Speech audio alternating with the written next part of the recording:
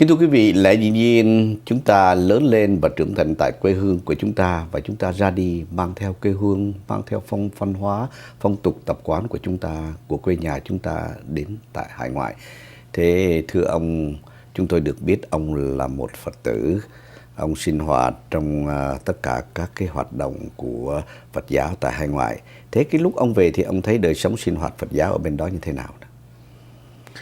Thưa quý vị thính giả, đời sống các tình hình Phật giáo bên chúng ta lúc đó là nghĩa là có hoạt động nhưng mà không được năng động lắm. Năng động. Không được năng động. Thế khi lúc ông trở về thì ông thấy cái cơ sở của Phật giáo ở quê hương ông thì nó còn ở trong cái tình trạng được sử dụng tốt không? Cái chùa làng của tôi ngày xưa mà tôi và các chị em tôi đi chùa với mẹ nó đã cháy từ lâu. Wow. Nó cháy nhà tăng, nó cháy nhà bếp, cho nên không có người tới trông coi. Đã gần 40 năm trước khi Cộng sản vào trường chiến miền Nam. Wow. Tôi ao ước để làm cái việc đó, nhưng mà cũng tùy đồng tiền nữa. Thành ra 2005 tôi về lại cái mái chùa xưa, cái nhà tăng không còn nữa, cái chánh điện tiêu điều và bị dột nát. Đàn gà ngày xưa không còn chạy tung tăng trên nữa, và vườn rau, vườn cải ngày xưa cũng còn nữa, dàn bầu đàn bị không còn nữa, thật là tiêu điều. Thì trên đường đi về, tôi nhớ lại lời mẹ dặn năm xưa: con phải cố gắng làm sao cho chùa được sống lại. Vì cái lời của mẹ tôi nói, cũng như những cái tâm tư của tôi đối với chùa, nếu xây được cái chùa thì tất nhiên là đó một cái điều kiện cần thiết để cho người dân có một con đường tâm linh để mà sống hàng ngày. Thế ông có nghĩ cái điều cần thiết của ông đã thực hiện được cái điều cần thiết đó không? Và sau 2005 và tôi đã quyết định về đó và gửi tiền cho quý thầy, vì quý đạo hữu trong chùa để phục hưng lại cái chùa. Và phục hưng cái chùa mà tôi cũng để tên tôi, mà tôi để tên ông già tôi và mẹ tôi. Vâng. Thế thưa ông, đến bây giờ sau một cái thời gian dài ông đầu tư vào để phục hưng cái ngôi chùa làng Trúc Lâm của ông, thì đến bây giờ cái cơ sở đó đã trở lại hoạt động bình thường và làm cái nơi tốt cho cái vấn đề thờ phượng tâm linh không? Dạ, thưa quý vị thính giả, ngôi chùa được hoạt động được 7 năm. Được 7 năm và cái vị thầy trụ trì rất là còn trẻ trung nhưng mà hoặc năng động, đã đem lại một sự thịnh vượng cho chùa, rất là hạnh phúc. Ngay cả hàng đêm trời mưa gió bão lạnh lẽo như vậy cũng có 60-70 vị đến an vị, và gia đình Phật tử cũng đông đúc, và những lễ lớn có khi đến cả 700-800 người.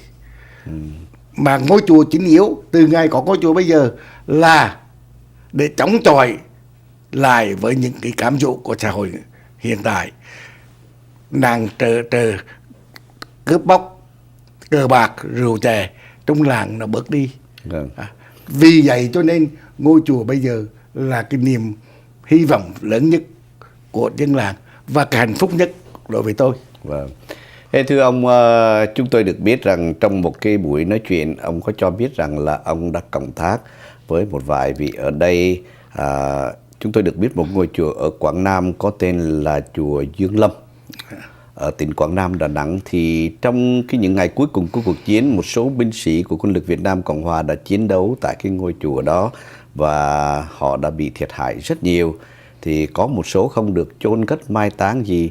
Thì ông có thể chia sẻ với khán thính giả chúng tôi công việc ông liên quan đến với cái chùa Dương Lâm đó như thế nào, thưa ông Trần Nhật? Dạ, năm 2011 tôi đọc một bài báo của người Việt do phóng viên Liêu Thái là kể lại trận đánh đó, và số người đã chết trên chùa đó trên 100 người, và họ chỉ nhà chùa và tất cả quý vị Phật tử xung quanh chỉ mới an táng, âm thầm an táng được trên hơn một nửa, còn lại những xác còn rải rác ở chân đồi, góc suối và các nơi.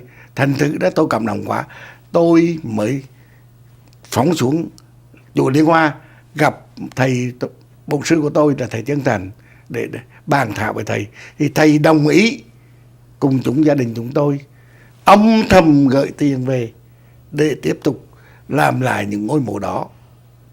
Nhưng sau 2 tháng đã đem được hầu hết lên các chùa, nhưng mà chính quyền địa phương đã làm khó dễ cho thầy chùa, cho các người vô tự nguyện và cả anh phòng thủng viên đó.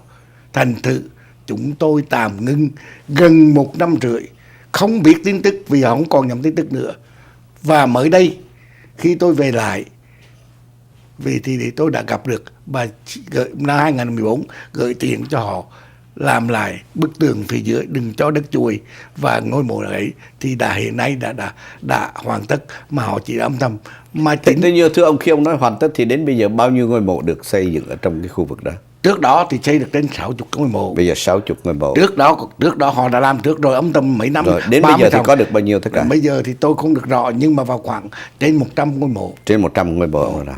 Vâng, kính thưa quý vị, có thể nói chúng ta không quên những chiến sĩ đã âm thầm hy sinh mạng sống của họ và không ai biết đến, ngay cả thân xác của họ.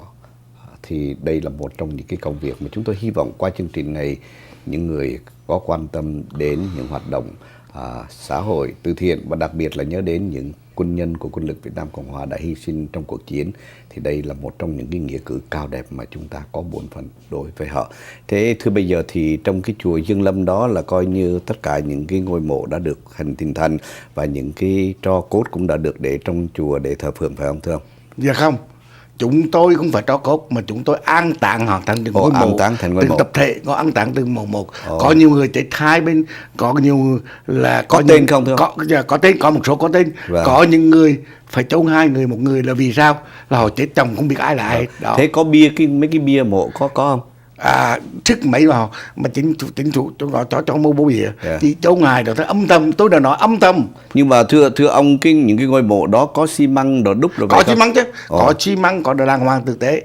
Nhưng mà cái buồn nhất của tôi là năm 2014 vừa rồi á, tôi muốn về thăm lại cái ngôi chùa đó, nhưng mà những anh em tới gặp tôi, họ nói trong đó họ ra theo gặp tôi, bác không nên tới đó. Vâng. Vì bác tới đó thì thầy chùa sẽ gặp trở ngại. Vâng. Đó là cái điều đau đớn nhất. Thầy chùa gặp trở ngại là vì tôi với thầy đã gặp trong cái điện thoại, nhưng mà không thể nói chùa tại chùa. Nhưng mà thưa ông, cái việc làm chỉ giúp cho tất cả các chiến sĩ của những người đã quá cố, những người đã ra đi, thì cái sự việc cần thiết để gặp, tôi nghĩ rằng cũng không phải là cái vấn đề chính. Vấn đề chính là ông đã làm được cái công việc để chôn cất mai táng những người, thân xác của những người quân nhân quân lực Việt Nam Cộng Hòa, phải không Trần Dạ? Dạ, tôi được anh nói như vậy rất đúng, cảm ơn anh Trọng. Nhưng mà tôi thực sự tôi muốn tự nhìn lại cái cây mình đã làm. Vâng. Và muốn nhìn lại, nhưng mà tôi không sờ tôi, nhưng mà sờ, họ bảo đã sờ cho thầy chùa. Kính thưa quý vị, hôm nay trong chương trình Một Tuần Một Vấn Đề, chúng tôi gửi đến quý vị đoạn đường 40 năm ra đi của hàng triệu người Việt Nam chúng ta ra đi tạo dựng được một đời sống mới. Nhưng bên cạnh đó chúng ta cũng không quên những người đã đóng góp với chúng ta, những người đã cùng với chúng ta trong cuộc hành trình gian khổ mà ngày hôm nay chúng ta nhìn lại và chúng ta không bao giờ quên ơn họ. Thế chúng tôi cũng được biết vào năm 2014, vào tháng 2 năm 2014, trong đài AFA có viết một bài có nói về một cái hội mang tên là Mùa Xuân của những người mù ở xứ Huế. Thế ông có đóng góp gì trong cái chương trình đó không thưa ông Trần Nhật? Dạ, năm ngoái tức là 2014, tôi về con cái tôi là thành viên là 12 người. Thì việc đầu tiên ngày sau tôi ra sau Tết, sau ngày rằm thì tôi tới chùa Hương Vinh. Tôi có cái chương trình đi thăm viếng các người mù, đi cùng với sư Như Minh và sư Diệu Đàm. Thì chúng tôi đến đó để tru cấp 120 vị mù quà thì tại chùa Hương Vinh. Là đó cái công tác đầu năm của chúng tôi sau khi tôi vào Đại Lộc. Vâng. Thế thì ông lấy tiền nào để ông giúp mấy cái người mù đó nè? Dạ, thưa anh, những người mù đó thì một phần quà chỉ 15-20 đồng mà thôi. Thì hàng năm con cái tôi cho tôi tiền, và kính bản thân tôi cũng để tiền lại để mà cụ ít lòng nhiều. Thế tại sao một cái công việc từ thiện tốt như vậy, tại sao ông không mở rộng ra kêu gọi tất cả mọi người hoạt động với nhau, mà tại sao ông chỉ có âm thầm làm việc trong gia đình ông thôi? Thưa anh Trọng, anh hỏi câu đó cũng đúng nhưng mà sai chỗ này. Cái đồng tiền mà mình quyên góp người ta là đồng tiền rất là khó khăn. Mình biết như thế nào và người thì trước sau thì cũng người nói vô nói ra, thành tôi không thể làm. Cũng như anh này, cái không gian thân tình của tôi tổ chức, khi tổ chức không gian, cái điều khó khăn nhất là đồng tiền. Thì tôi mới chọn một người rất là rắc rối ở trong không quân là anh Nguyễn Văn Mai Trai làm báo cáo thủ quỹ, và anh một người đàn em của tôi là Ngô Đức Cửu của thủ quỹ. Cái việc đó khó hơn tất cả những cái việc gì hết.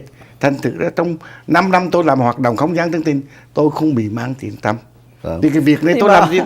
Kính thưa quý vị, công tác xã hội ở đây thì có thể nói nhiều khía cạnh, nhiều vấn đề. Nhưng mà nếu chúng ta cứ nghĩ đến những vấn đề này thì chắc là chẳng bao giờ chúng ta làm được việc gì. Sau 40 năm đến bây giờ chúng ta phải nghĩ cái chân tình của chúng ta, cái bổn phận của chúng ta. Và thứ nhất là cái lòng nhân ái, nhân đạo của chúng ta. Đó là cái điều căn bản để chúng ta có thể giúp đỡ nhau trong mọi cái tình huống khó khăn, dù chúng ta ở bên này hay đối với những người ở bên kia. Quý vị đang cùng với chúng tôi theo dõi chương trình Mỗi tuần một vấn đề. Và hôm nay chúng tôi gửi lại quý vị cuộc hành trình 40 năm của chúng ta, khởi đầu bởi những người đến Camp Pendleton tại California. Và quý vị đừng rời máy, chúng tôi trở lại với quý vị trong giây lát.